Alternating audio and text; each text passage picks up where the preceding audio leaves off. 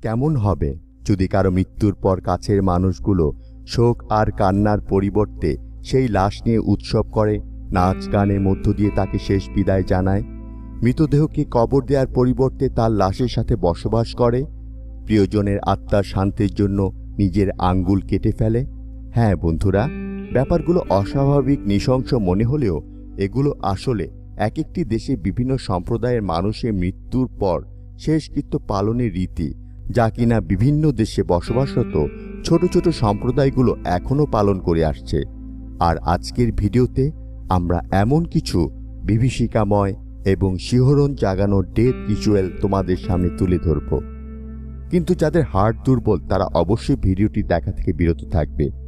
আর ভিডিওটি শুরু করার আগে তোমরা যারা এখনও চ্যানেলটি সাবস্ক্রাইব করোনি অবশ্যই সাবস্ক্রাইব করে নাও আমাদের আরও অজানাকে জানার জন্য। ফামাদিহানা মাদাগাস্কারের মালাগাছিতে বসবাসরত অনেক মানুষের মাঝেই নিজেদের পারিবারিক বন্ধন দৃঢ় করার জন্য খুব অদ্ভুত একটি রীতির প্রচলন দেখা যায়, যার নাম হচ্ছে ফামাদিহানা, বাংলা যার অর্থ দাঁড়ায় হাড়ের বাঘ। এটা মূলত মালাগাছি মানুষের এক ধরনের উৎসব, যা প্রতি 7 বছর পর পর অনুষ্ঠিত হয়। এই উৎসব চলাকালীন সময় তারা তাদের করা মাটির নিচে গোলাকার ঘর থেকে তাদের পূর্বপুরুষদের মৃতদেহ বা এর অবশিষ্ট অংশ বের করে আনে এবং মৃতদেহগুলোর পুরনো কাপড় বদলে নতুন কাপড় পরিয়ে দেয়। এরপর মালাগাছির মানুষ তুমুল আনন্দের সাথে সেই মৃতদেহগুলোর সাথে নাচে মেতে ওঠে। আয়োজন করা হয় সঙ্গীত অনুষ্ঠান, পশু বলি দেওয়া হয় ও আগত অতিথিদেরকে আপ্যায়ন করা হয়। এখানকার লোকদের মতে ফামাদিহানা হচ্ছে একটি উৎসবের মতো, যাতে পরিবারের পূর্বপুরুষদের প্রতি সম্মান ও ভালোবাসা দেখানো হয়। তারা আরও বিশ্বাস করে মৃতদের দেহ পুরোপুরি পচে যাবার আগ পর্যন্ত তারা এই পৃথিবী ত্যাগ করে না ও ততদিন পর্যন্ত তারা জীবিতদের সাথে যোগাযোগ করতে সক্ষম থাকে। তাই মৃতদেহগুলো পুরোপুরি মাটির সাথে মিশে যাওয়ার আগ পর্যন্ত এই ফামাদিহানা উৎসবের মাধ্যমে তাদের প্রতি সম্মান ও ভালোবাসা দেখানো হয়। যদিও বর্তমানে মালাগাছির অনেকেই মনে করে ফামাদিহানা আসলে অর্থের অপচয় ছাড়া আর কিছুই নয় ও মৃতদের সাথে কথা বলার ধারণাটিও তারা এখন অবিশ্বাস করে। অন্যদিকে ক্যাথলিক গির্জা ফামাদিহানাকে ধর্মীয় নয় বরং সাংস্কৃতিক অনুষ্ঠান বলে মনে করে। মৃতদের সাথে বসবাস। ইন্দোনেশিয়ার সুলাওসি দ্বীপ পৃথিবীর অন্যান্য অঞ্চল থেকে বিচ্ছিন্ন থাকায় এখানে গড়ে উঠেছে কিছু অদ্ভুত রীতিনীতি। এর মধ্যে তোরাজা গোত্রের মানুষের মৃত আত্মীয়দের সাথে বসবাস করার রীতি আধুনিক সমাজে একটি অবিশ্বাস্য ব্যাপার। হ্যাঁ বন্ধুরা, অবিশ্বাস্য হলেও সত্যি, এই অঞ্চলে মৃত ব্যক্তিরা পরিবারের সদস্যই রয়ে যায়। এখানে মৃত্যুবরণ করা অর্থ এক ধরনের রোগে আক্রান্ত হওয়া। এজন্য তারা মৃত ব্যক্তিকে খাবার পরিবেশন করে, রাত নেমে আসলে মৃত ব্যক্তির ঘরে আলো প্রজ্বলিত করে। তবে মৃতদেহ সংরক্ষণ করা ব্যয় সাপেক্ষ বলে গরিবেরা কয়েক সপ্তাহের বেশি সময় মৃতদেহ ঘরে রাখে না। মধ্যবিত্তরা কয়েক মাস রাখে এবং ধনীরা কয়েক বছর। এরপর একটি মহিষ উৎসর্গের মধ্য দিয়ে শেষকৃত্য সম্পন্ন হয়। কয়েক বছর পর পর মৃতদেহগুলোকে আবার বাড়িতে নিয়ে আসা হয়, আর এই অনুষ্ঠানটি মানেনে নামে পরিচিত। এই অনুষ্ঠানে মৃতদেহগুলোকে পরিষ্কার পরিচ্ছন্ন করে নতুন কাপড় পরানো হয় এবং তাদের প্রতি সম্মান প্রদর্শন করে তাদেরকে আবার সমাধিতে রেখে আসা হয়। মৃতের হাড় চূর্ণ স্যুপ পান করা। ভেনেজুয়েলা এবং ব্রাজিল সীমান্তে আমাজনের গভীর জঙ্গলে ইয়ানোমামি নামক এক উপজাতি বাস করে। এরা এদের গোত্রের কোনো ব্যক্তির মৃত্যুর পর তার মৃতদেহকে বাড়ি থেকে দূরে জঙ্গলে পাতা দিয়ে ঢেকে রেখে আসে, যাতে পোকামাকড় মৃতদেহটির মাংস খেয়ে ফেলতে পারে। এরপর 30 থেকে 40 দিন পর পাতা সরিয়ে হাড়গুলো বের করে আনা হয়। তারপর হাড়গুলো গুঁড়ো করে সংরক্ষণ করে রাখে। পরে মৃত্যুর ঠিক 1 বছর পূর্ণ হলে হাড়ের গুঁড়ো কলার স্যুপের সঙ্গে মিশিয়ে খায়। তাদের বিশ্বাস এতে মৃতের বিদেহী আত্মা শান্তি পাবে। Tower of silence.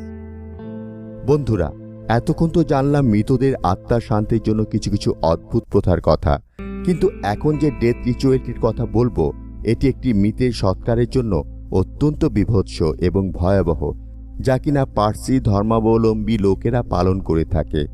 পার্সি ধর্মটি বহু প্রাচীন।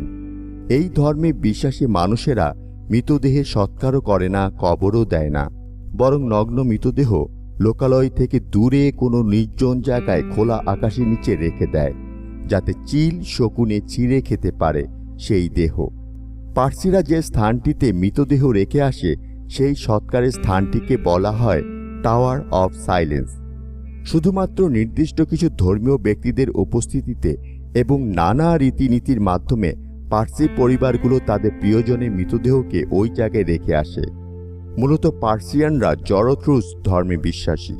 এই মতবাদ অনুসারে পানি ও আগুনকে অত্যন্ত পবিত্র মনে করা হয়, আর মৃতদেহকে অপবিত্র ভাবা হয়। এ কারণে পানিতে মৃতদেহ ভাসিয়ে দেয়া বা আগুনে পুড়িয়ে ফেলা এই ধর্মে একদম নিষিদ্ধ। আর এদের মতে মৃতদেহকে কবর দেয়া অর্থ প্রকৃতিকে দূষিত করা। পার্সি ধর্মাবলম্বীদের বিশ্বাস, মারা যাওয়ার পরও পৃথিবীর খানিক উপকারে নিজেদের নিয়োগ করার মধ্যেই মানব জীবনের পরিপূর্ণতা, আর এর মধ্যেই মৃত ব্যক্তির জাগতিক পাপমোচন হয় বলে তারা ধারণা করে। প্রতিবেশী দেশ ভারত পার্সি ধর্মের লোকের সংখ্যা বেশি হওয়ার কারণে সেখানে এই ধরনের দুটো টাওয়ার রয়েছে, একটি কলকাতার বেলেঘাটায় এবং অন্যটি মুম্বাইয়ের মালাবার হিলে। হিন্দিতে এই স্থানকে চিলঘর বলা হয়, আর পার্সিয়ান ভাষায় দাকমা, আকাশ অন্ত্যেষ্টিক্রিয়া বা স্কাই বারিয়াল। তিব্বতে মৃতদেহের সৎকারের ধরন অনেকটা পার্সিয়ানদের মতো, তবে এই প্রথাটি একটু বেশি বীভৎস। এখানে কেউ মারা গেলে মৃতদেহ টুকরো টুকরো করে কোনো উঁচু স্থানে আকাশের নিচে রাখা হয়, যেন পশু পাখি মৃতদেহ খেতে পারে। এই প্রথাকে বলা হয় আকাশ অন্ত্যেষ্টিক্রিয়া। বিশেষ করে পাখিদের আকর্ষণ করাই তাদের মূল উদ্দেশ্য। তাদের ধারণা পাখি মৃতদেহ খেয়ে আত্মা স্বর্গে উড়িয়ে নিয়ে যাবে। মৃতদেহ সৎকারের এ প্রথা নিষ্ঠুর মনে হলেও বৌদ্ধ ধর্মের ধারণা চেতনা থেকেই এই প্রথা এসেছে। বৌদ্ধ ধর্মে মৃতদেহ সংরক্ষণকে অপ্রয়োজনীয় মনে করা হয়। তিব্বতে হাজার হাজার বছর ধরে চলে আসছে মৃতদেহ সৎকারের এই প্রথা। আজও তিব্বতে প্রায় ৮০% বৌদ্ধ সৎকারের জন্য এই প্রথা বেছে নেয়। দ্বিতীয় অন্ত্যেষ্টিক্রিয়া।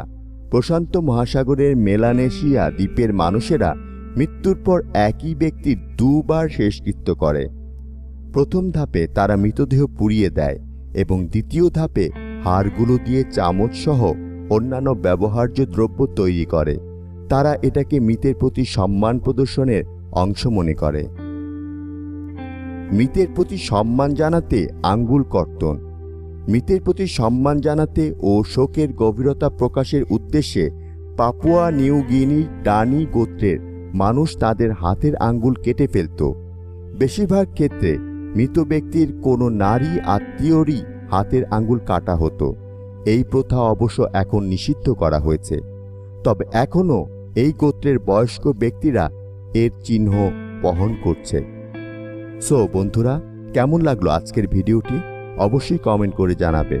মানব সভ্যতার এই রকম অদ্ভুত সব রীতিনীতি আর রহস্য ঘেরা বিশ্ব ও মহাবিশ্বের অজানা সব তথ্য সম্পর্কে জানতে হলে অবশ্যই আমাদের চ্যানেলটি সাবস্ক্রাইব করে নিচের বেল আইকনে ক্লিক করে দাও। ধন্যবাদ।